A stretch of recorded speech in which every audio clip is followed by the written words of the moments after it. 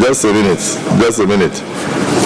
The Senate leader, I want to say Happy Democracy Day to all of us, and to request you to quickly move a motion for us to be in line with the House of Representatives. Motion standing in my name that the Senate and the House of Representatives do sit in a joint session to receive Mr. President and Commander-in-Chief of the Armed Forces of the Federal Republic of Nigeria, President Bola Tinubu. Those against say nay. The ayes have it. We move straight to the House of Representatives. Democracy is about hope. Hope for a better tomorrow. Today, this morning, as we were in the Senate chambers, you were all there when the President's communications about appointments in Rivers State were read by the Senate President as required by the rules. And you were all there when I rose to raise a point of constitutional order, which I'm entitled as a senator to do. And the Senate President didn't pay attention, didn't respond, didn't reply, brushed it aside, and then rushed all of us through the communications he read. And then we all went to the House of Reps. That, again, is another blatant, suppression and disrespect for my rights and privileges. I or any senator, by the Constitution and the rules, we have a right to raise issues. And by the Senate rules, he has an obligation to listen to it and rule on it. If he's got majority behind what he's doing, his majority can have the way. But my minority must always have my say. I'll communicate that to the Senate President. A lot of us were embarrassed, they were ashamed. But that's about that. The communications were about deepening the undemocratic military rule that is still subsisting in Rivers State. And that was why I wanted to raise that point of order. You have a military administration in the midst of a democracy that we are celebrating today. Of all days, why did the President and the Senate President choose today, being Democracy Day in Nigeria, to read those undemocratic and unconstitutional and illegal communications to the National Assembly?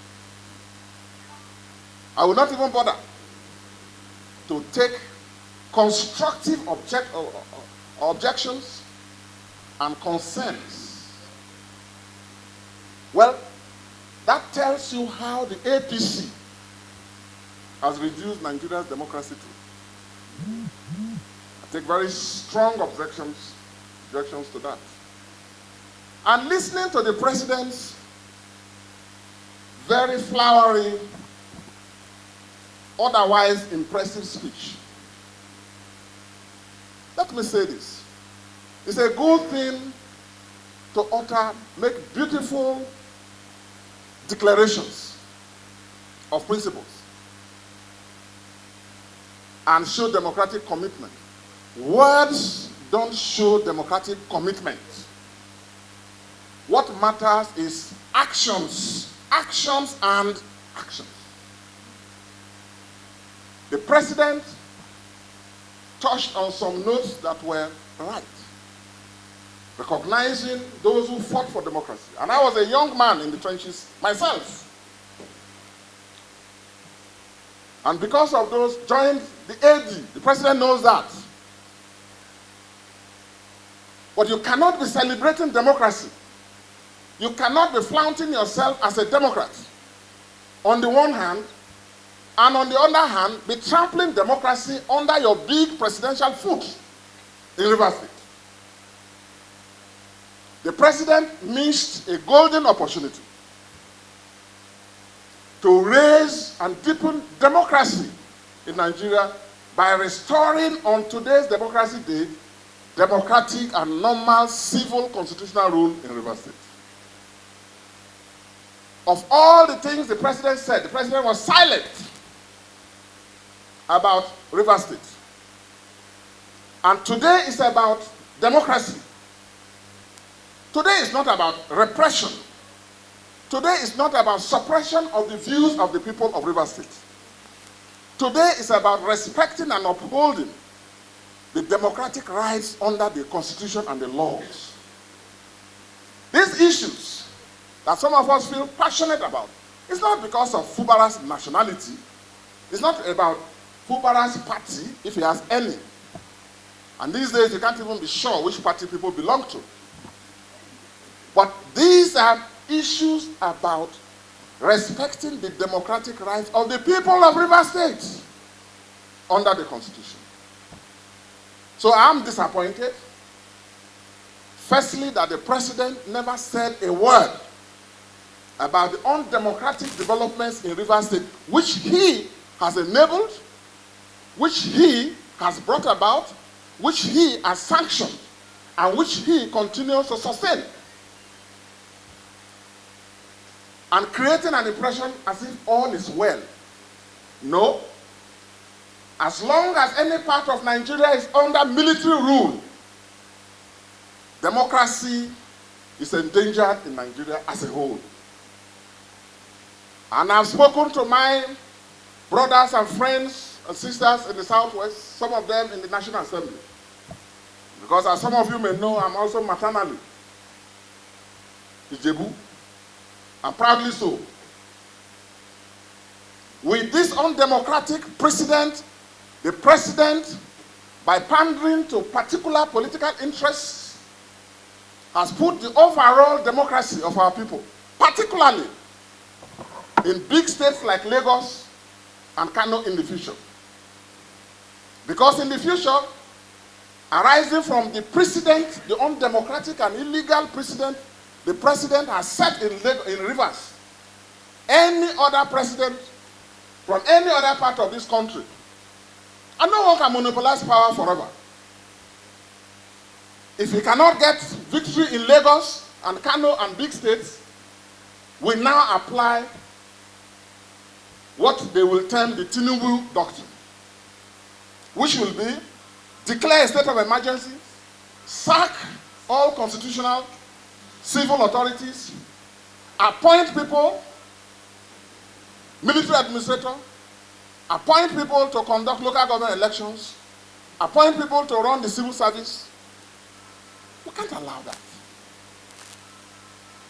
And we pray that that day should not come for states like Lagos and Kano. What they are doing confirms the fear some of us have had since, which is that what they try to do in Lagos is a power grab. Today, I'm saddened that in spite of the beautiful rhetoric that the president came to the National Assembly to deliver, the president was silent about restoration of democratic rule and normalization of civil rule in Rivers State. And I'm further saddened. And actually, I feel very sad that the National Assembly, the President of the Senate, will look at the National Assembly and the Senate in particular as a place where anything can be thrown at us and it should go. Let me assure him and all of you and my constituents that they all know me for who I am, and it's too late for me to change. Our nation cannot be a nation of sycophants. Our nation cannot be a nation of bootlickers. Democracy is not sustained by bootlickers and sycophants. I'm not in political service for appointments and contracts and money. Some of us are propelled by values that are bigger than us. And we have held on to this at great cost. So what he's doing is nothing to me. And the fight for democracy continues. I urge you all not to lose faith. In this nation, there was a time when people who voiced their opinions about democracy were hounded into detention, where security agencies, instead of focusing on fighting crime and criminality and bandits, will be focusing on political people who hold opposing political views. Well, Nigeria survived it. We have seen situations where organizations set up to fight crime, fraud, corruption, all turned their searchlight to suppress dissenting views. Our nation survived. The president himself was put on trial at some point. His triumph was not a personal one, it was a triumph of democracy. And I want to assure you all, Nigerians, that you should be more committed. Don't be coward. Don't be made hopeless. Democracy is sustained by hard work, by sweat, by tears. And this fight must go on. I thought that on today's Democracy Day, there will be no better way to wish you all and all Nigerians happy Democracy Day without making these few observations. Lastly, the president said he's not working to achieve a one-party state. That's well and good to say. But like I said, words don't matter more as much as actions. Actions. We count on the president as a Democrat that he professes to be, to respect the rights of Nigerians, to opinions of their own, to associations and platforms of their own, as he himself expressed, and to let his party leaders in the National Assembly know that you can't talk of democracy if views, dissenting views, opposing views in the National Assembly are suppressed. Where you are running away from those who say no to you. That's not democracy. As I said, democracy is not sustained by bootlickers, cowards, and psychopaths. Thank you very much for your time, and God bless you all.